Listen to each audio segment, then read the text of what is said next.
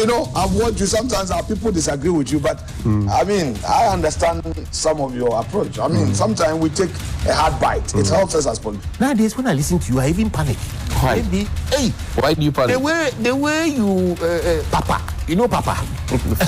Figuratively, he bites as hard as he can. Okay. And of course, when he puts his fangs into you, you certainly feel it. I think it prickles. Watch Johnny's bite.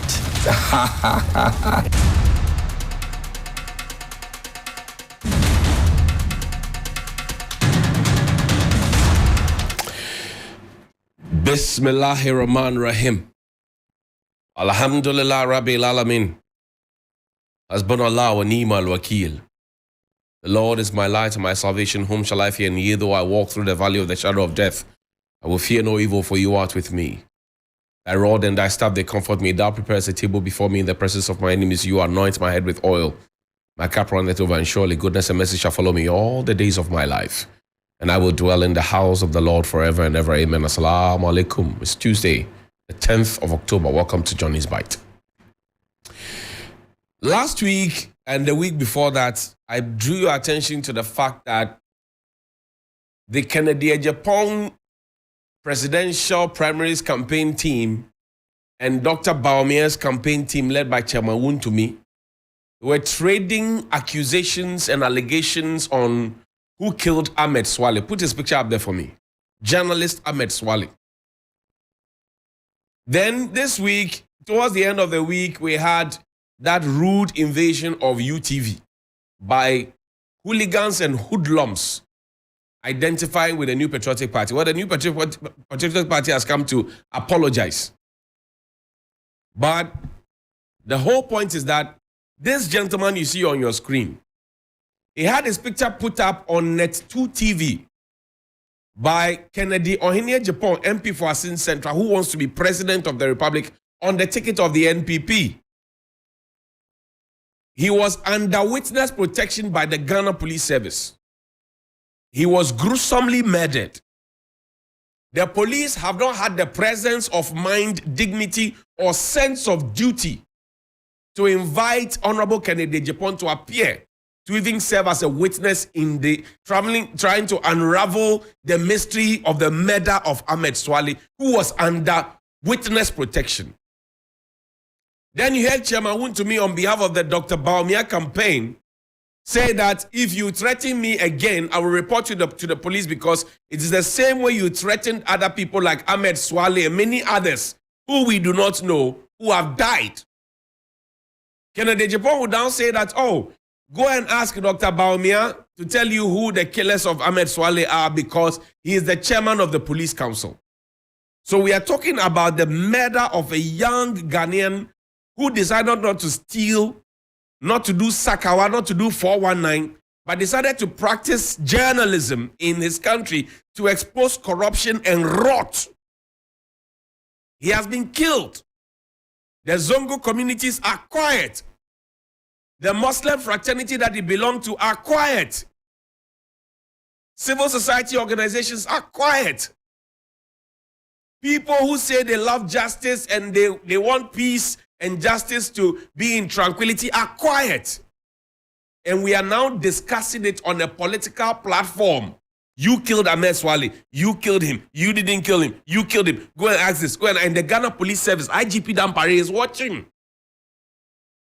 I love IGP Dampare, but I'm saying that up until now, if he's not able to invite the two gentlemen to appear to give him the evidence that they claim they have regarding the murder of Ahmed Suale, then there's a problem. It means that the police is being selective. If Johnny Hughes says, 6-2, you killed Babana, and 6-2 says, Johnny Hughes, you killed Babana, I'm sure the IGP would have invited us as of yesterday or 2 weeks ago. We would not even finish the statement. They will come and pick us up in Rambo style. This is a test for you, IGP Dampare. If he's not watching, call him. I know that all the big people, they watch the Johnny's Bite. Tell him that Ghanaians are watching, and I won't stop talking about this. One more time, put Ahmed Suale's picture there. They killed him in cold blood. He was under witness protection, under the protection of the police and the court of this republic. He was killed. What has the Chief Justice said about it? What has the police said about it? What has the president who swore an oath to protect all citizens, what has he said about it? Ahmed Suale's blood will be on everybody's hand. And I'm speaking passionately about it because those of us who want to unravel corruption, this is the way. And by the way, Kennedy Japan has had cause to put my picture same way. Like I put it on TV like this, on UTV before. He sat in front of Roland and said he doesn't know me. You don't even know me and you are insulting me and put my picture up. Let me not speak my gun.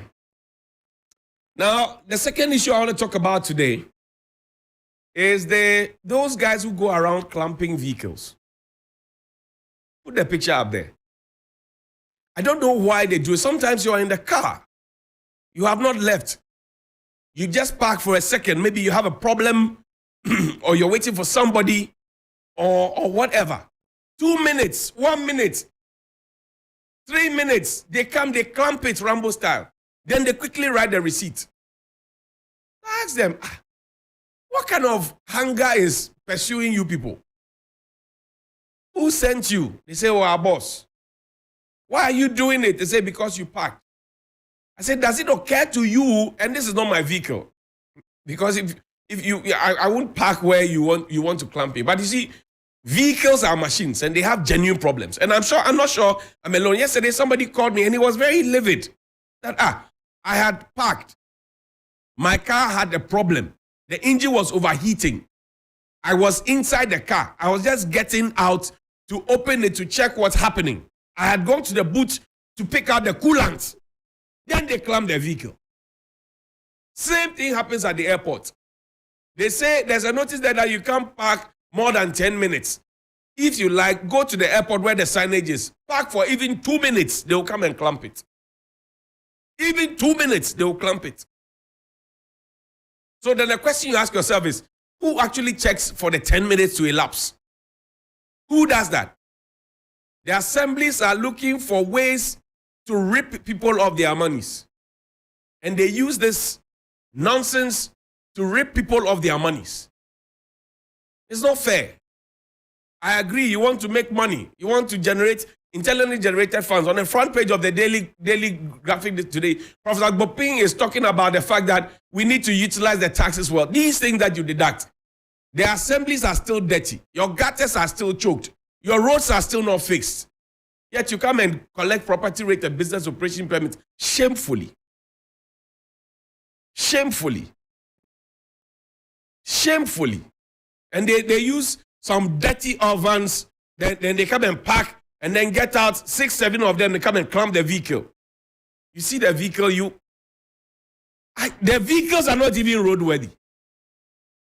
The vehicles, Mr. Buzia DVL, the vehicles that they use to do these operations and clamp, they are not roadworthy. You should be clamping down on them too. Should be clamping down on them. We're just misbehaving because we have power and authority. Why do we do that? Now, please pull up the MPP letter for me. The New Patriotic Party has apologized and have disassociated themselves from the nonsense that happened at UTV. But this is the genesis of the whole matter. It's a letter dated the 19th of September 2023, addressed to the General Manager of Despite Media, Ship House, Accra. It says, Reform United Showbiz Program. So we are not sure if it's an advice, if it's a directive, or if it's an order. Reform United Showbiz Program. I trust this message finds you well. I've been directed by the leadership of the New Patriotic Party to draw your attention to some recent observations we have made regarding the primetime program United Showbiz. Currently, United Showbiz appears to be operating as a platform that serves the interests of the opposition National Democratic Congress. It is evident to any discerning viewer who has followed the program in recent weeks that its content has significantly deviated from its original purpose and relevance. The program now frequently features intemperate language, unconstructive rants, and outright insults directed at the presidency by panelists. This has become a recurring pattern that raises the question of whether the show has inadvertently transitioned into a political talk show. If such a transformation is indeed the case, it is imperative to address the imbalance in representation, granting the New Patriotic Party a fair and equitable platform to ensure objectivity, fairness, and equal play. In upholding your station's duty of care towards the public, it is incumbent upon the management to facilitate equal representation rather than turning blind eye to this issue. A thriving democracy thrives on diverse viewpoints to propose and debate policies, while we in the MPP welcome a mature conversation about the economy and its related challenge. We cannot condone the erosion of public discourse to such a lamentable level. This is not merely a matter of politics or criticism. It pertains to maintaining respect for the presidency and a sense of responsibility towards one another. The United Showbiz program has in recent times witnessed an unwarranted surge in disparaging comments targeted at the president, which has raised concerns among a section of the populace. The program subjected the Vice President, Dr. Bawumia, to ridicule and criticism in the last few episodes. Prior to that, the program targeted our Ashanti Regional Chairman, Wuntumi. The manner in which these individuals were treated, often without a fair chance for rebuttal, raises questions about the program's intention, giving the impression about its metamorphosed into a political show. It's disheartening that this program has strayed from its intended path and ventured into the realm of a political and propaganda to masquerading as an entertainment show. This sudden departure from the established norms, right, of television entertainment is puzzling, given the global television landscape where popular shows have refrained from entangling themselves in political matters. Thank you for your anticipation, cooperation, and consideration. Yours sincerely, William Nyako. William Yamo is the Director of Finance and Administration, copy to CEO of Despite, owner of Despite, and then also to the executive producer of United Showbiz. I can tell you on authority that UTV is not the only recipient of such a letter. I can tell you on authority that the top echelons of the New Patriotic Party have not only engaged UTV. Yesterday, Mr. Richard Ahiagba, my good friend, confirmed to me on 3FM Sunrise that they have engaged our own management here at Media General. So UTV is not alone. Now, I asked a question. Show me Article 162. I asked a question. The MPP is not in short supply of lawyers. The National Secretary of the NPP is a lawyer. Henry Nana Boachi, my brother, is also a lawyer. If you go into the National Council, whatever it is, the MPP is not in short supply of good lawyers in this country.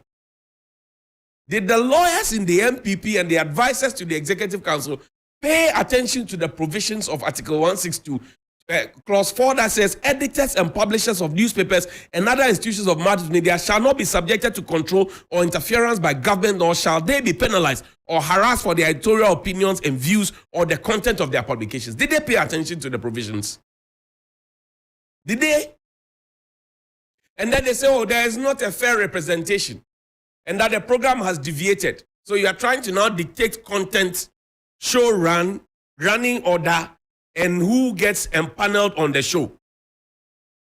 Was it not the same Socrates Sappho and Fred Che Mensah and all the other people who came together to form Creative Arts for Change in this country? Were they not the same people who came together to form Creative Arts for Change? And I showed you their picture. Banko Kreku Manti and all those people. Now, if they were the ones who championed that cause, because their claim was that there's no direct policy that affects what they do within the media, arts, and culture space, and that they wanted some clarity on policy direction.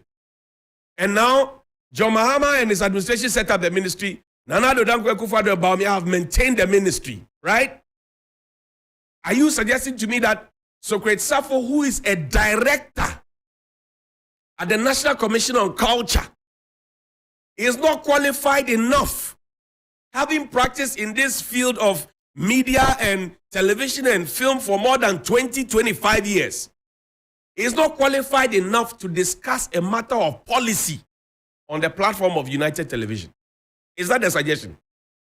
That Freche Mensah, who when I was a young man participating in Bands Alive, and even before then who trained the likes of Apietus, etc., is not qualified enough to speak about policy. Now, what policies are we talking about? I will set up arts fund. I will set up studios in every region of the country. I will set up a platform that musicians can promote their music. I will set up amphitheaters.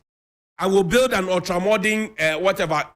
Are these policies that these gentlemen cannot talk about? Mr. Logic is a sworn MPP person. And until recently, A+ himself is a sworn MPP person. So I want to ask the MPP a question. Is it that they think that the people who speak then, Dana Samoa is also part? In most cases, you find about 3 MPP people, and you find maybe Bulldog, who is a confessed NDC person, or who seems to be an advocate of John Mahama. Now you have 3 against 1. If they are not able to speak up, same way they come to do to us here. There's a spokesperson for government and every single institution in this country. But when they finish, they say, oh, those of us who are speaking truth to power, we should also advocate for government. I say, you are paying people. Look at the presidency. You have over 15 communication, whatever.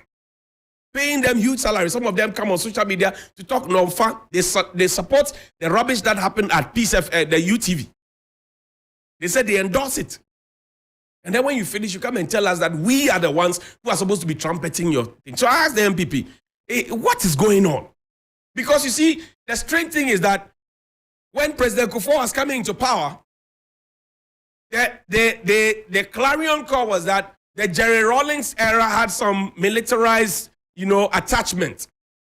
People were being shaved with broken bottles, etc. All the narratives that were pushed out there. And that President Kufuor was coming to give us, some beam of hope and media freedom, etc., etc. Repeal of the criminal libel law. Yesterday I explained to you. You repeal the criminal libel law, and yet your wife is spoken about, and you use state resources and even take the person to court through the state. So you criminalize civil issues. You have not repealed any law. If your actions are contrary to what you say, you have repealed. Same things. So how did we depart from what President Kufuor preached? Kufuor, all that era.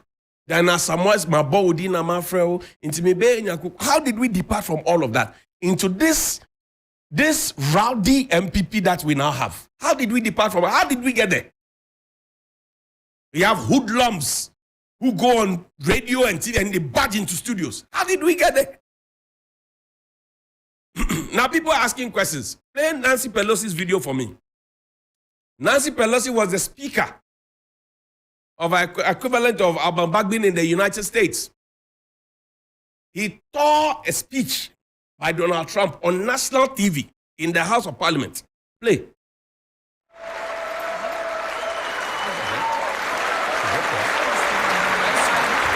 She did. Wait. Sure did.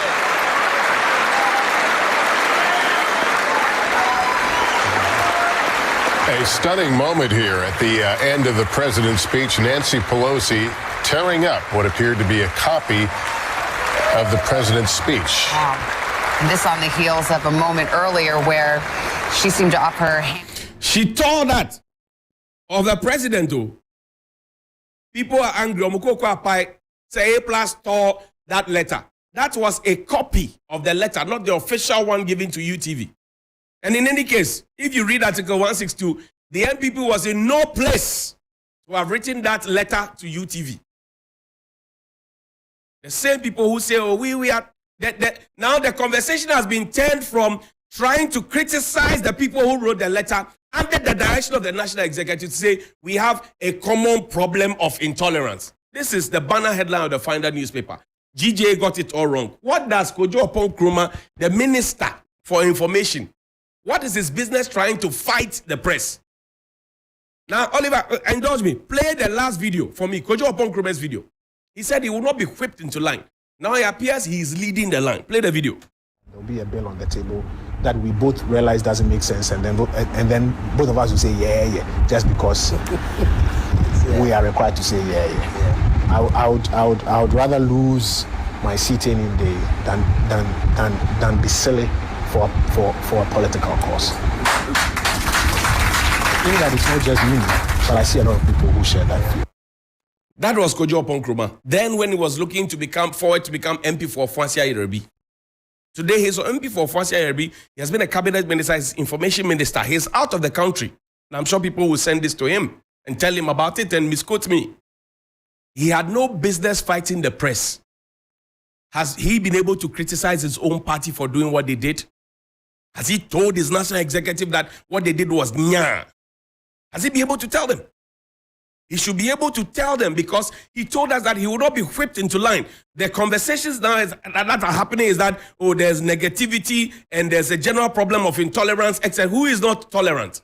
You are the ones who are not tolerant. Because I used to do a similar thing of Johnny's Bites under somebody else's administration. Nobody called me to threaten me. Nobody chased me. Nobody came to speak to my media organization. You are the ones going about attending to media organizations and actually dictating the content and who gets empaneled.